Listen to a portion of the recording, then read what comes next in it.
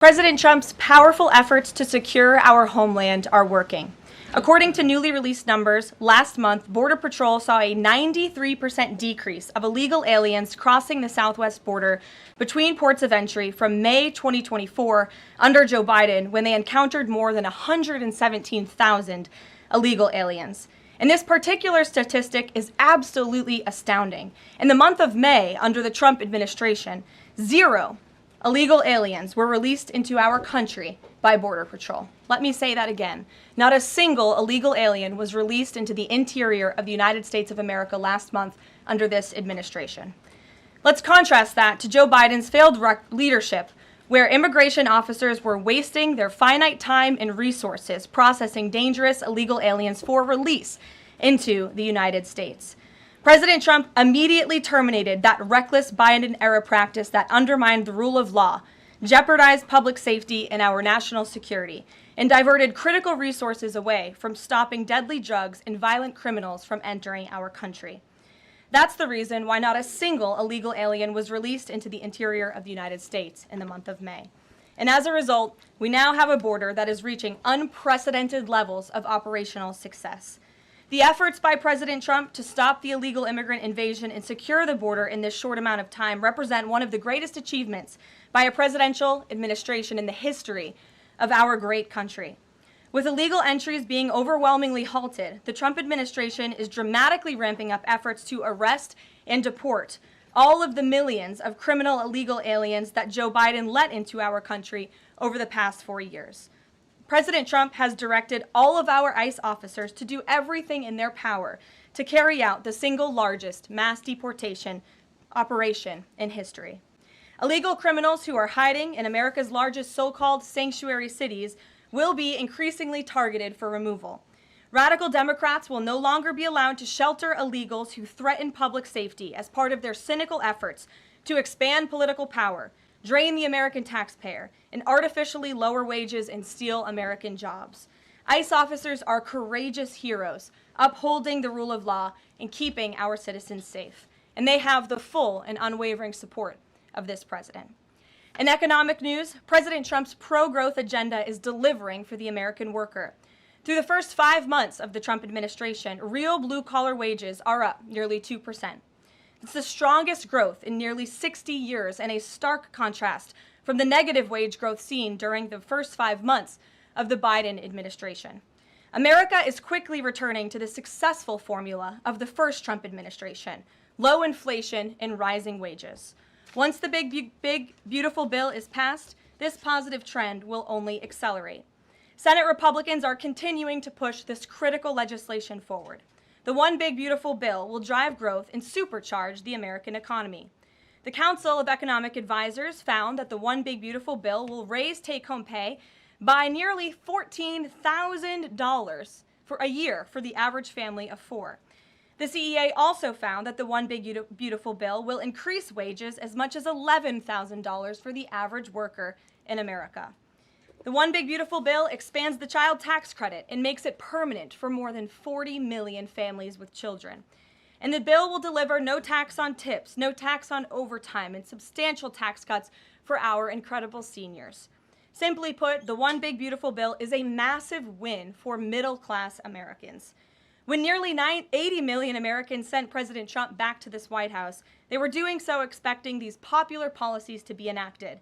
Republicans in Congress have a mandate to deliver, and President Trump demands they send this historic bill to his desk for signature by Independence Day, July 4th. Caroline, thank you. So Rhino warmonger Lindsey Graham, he recently called on the U.S. to go all in. That's quite the lead to a question. Right.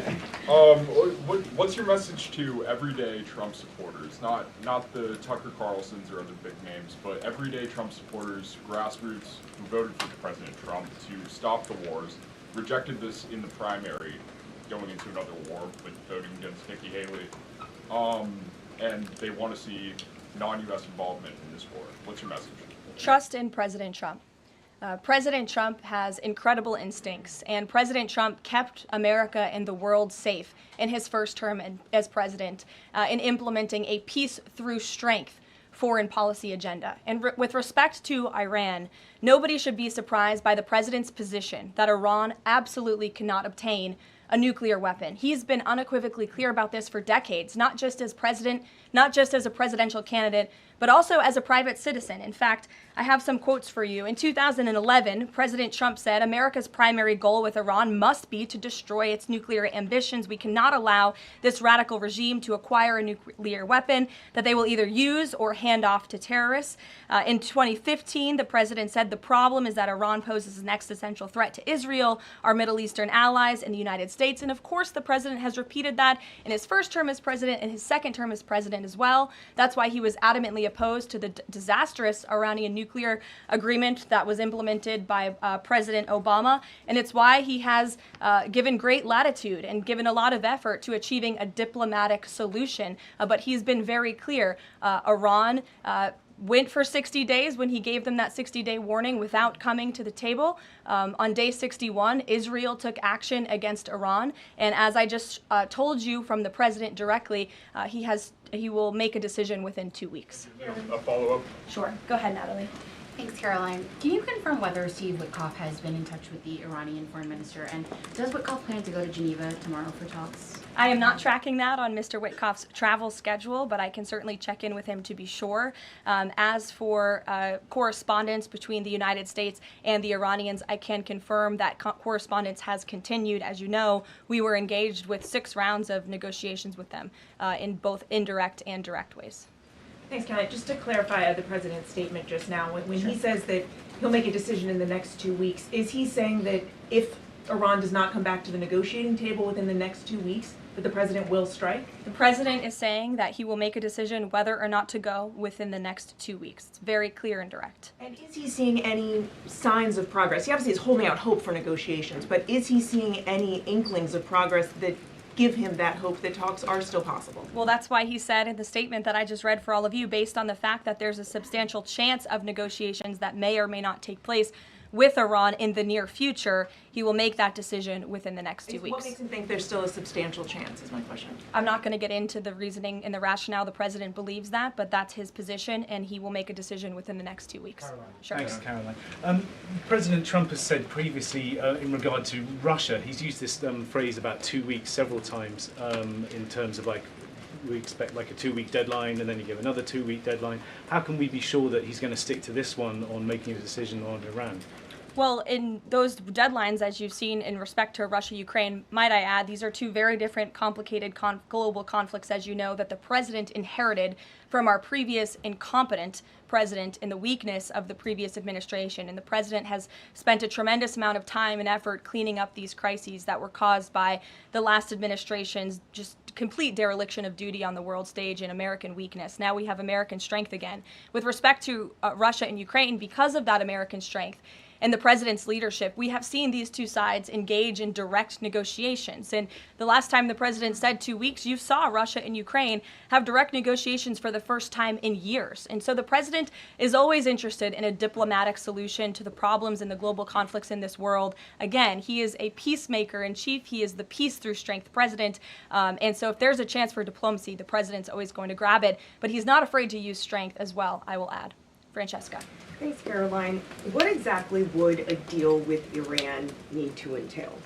No enrichment of a uranium, and it would absolutely not. Iran is not absolutely not able to achieve a nuclear weapon. The president has been very clear about that. And by the way, the deal that Special Envoy Witkoff proposed to the Iranians was both realistic and acceptable within its terms, and that's why the president is sent that deal to them. To follow up on what you told Natalie, are the talks that the United States is currently having with Iran direct, or are those through intermediaries? And if so, which countries are acting as the intermediary right now? Out of respect for the ongoing discussions and negotiations, I am not going to get into the details of them.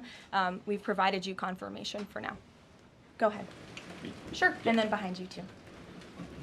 Oh, okay. So thanks. Sorry. On the topic of negotiations and talks, does the president have any hopes or specific expectations for the talks tomorrow between European foreign secretaries and their Iranian counterpart?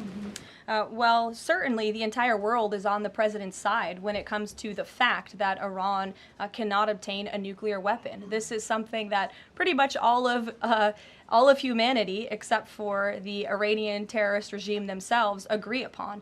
And so the president expects that Europe will deliver that message directly to the Iranians. Is the possibility of the U.S. getting involved in regime change in Iran at all on the table at this point? The president's top priority right now is ensuring that Iran cannot obtain a nuclear weapon and providing peace and stability in the Middle East. When the president says Iran is very close to a nuclear weapon, is he relying on U.S. intelligence or intelligence sharing from an ally to make that assessment? It is a fact, and the United States government maintains this fact, that Iran has never been closer to obtaining a nuclear weapon. And then if the U.S. were to take some type of military action, would the president go to Congress to seek war authority? I'm not going to engage in hypotheticals. I gave you the statement from the president. He'll make a decision within 2 weeks. So given that we know the Iranian government did order an operative to assassinate the president, is there concern that Iran might respond with non-traditional military ways to some kind of strike on Iran, such as another assassination attempt? And has the Department of Justice looked into this last attempt on the president's life? I believe Secret Service and the FBI have looked into the 2 assassination attempts that took place against the president, both of which were sad days in our nation's history.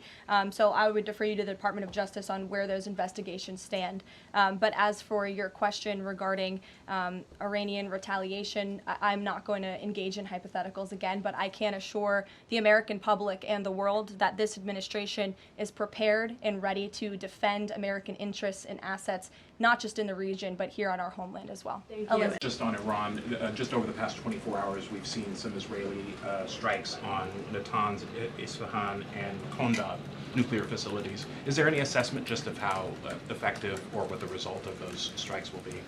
What I can share is that the IDF and Israel, I think, have exceeded a lot of people's expectations in their ability to really hinder Iran's nuclear facilities, but also they've taken out key people in the Iranian regime's leadership as well. So this is something, of course, we are monitoring and watching every day, and the president was just in an intelligence briefing. He continues to be briefed by his National Security Council, and he will throughout the duration of this war and conflict. And he also remains in constant communication with our Israeli counterparts, most notably Prime Minister Benjamin Netanyahu. We have heard from a number of U.S. officials who say that Iran doesn't want to make a deal, that they are just stringing the United States along. What is to say that they are not going to continue to do so if we continue to give them extensions, now 2 weeks before 60 days? Look, Iran is in a very weak and vulnerable position because of the strikes and the attacks from Israel. And with respect to the president's statement, I shared that with all of you. And he has been very direct and clear. Iran can and should make a deal. We sent a deal to them that was practical, that was realistic, or they will face grave consequences. Does the president object if Israel attempts its own operation against Fordo in the next 2 weeks? I won't decide that for the president, nor will I share that here. I'll let him speak to that. Iran is apparently warning Europeans that if struck by the U.S., it may withdraw from the nuclear proliferation treaty.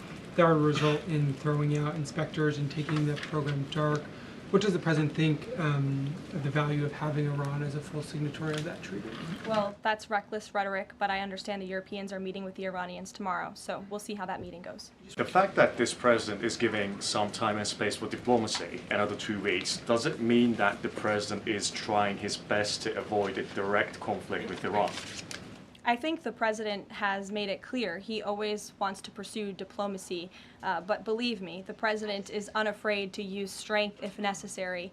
And Iran and the entire world should know that the United States military is the strongest and most lethal fighting force in the world, and we have capabilities that no other country on this planet possesses.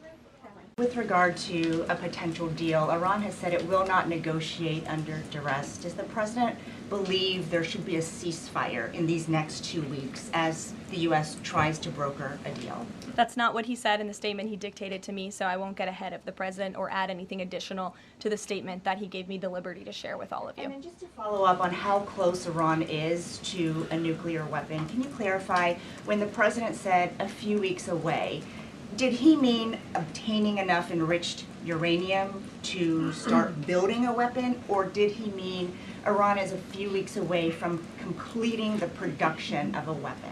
I'm glad you asked that, Weija. It's an important question, and it's one, frankly, the media has been getting wrong. Let's be very clear. Iran has all that it needs to achieve a nuclear weapon. All they need is a decision from the Supreme Leader to do that. And it would take a couple of weeks to complete the production of that weapon, which would, of course, pose an existential threat not just to Israel, but to the United States and to the entire world. And that is something that the entire world, including countries like Russia, is in agreement with, that Iran should not and cannot obtain a nuclear weapon. And that's why the president believes that, and he's believed that, again, not just his political career, but frankly, his entire life.